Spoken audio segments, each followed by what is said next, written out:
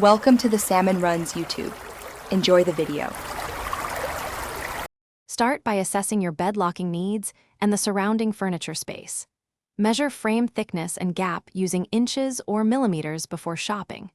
Note mattress weight and storage purpose to determine required lock strength and durability. Decide if you want keyed access, a combination lock, or a child-proof latch for daily use. Consider frequency of access and who needs entry to the area. Write down measurements and requirements before comparing lock types and prices. Choose the lock type that matches your security and convenience goals. Keyed locks are simple. Combination locks remove key worries. Quick-release latches work for frequent access. Prioritize hardened steel parts for security, for example, a 3/8-inch shackle or a 1/4-inch steel plate at stress points. Look for corrosion resistance for humid environments.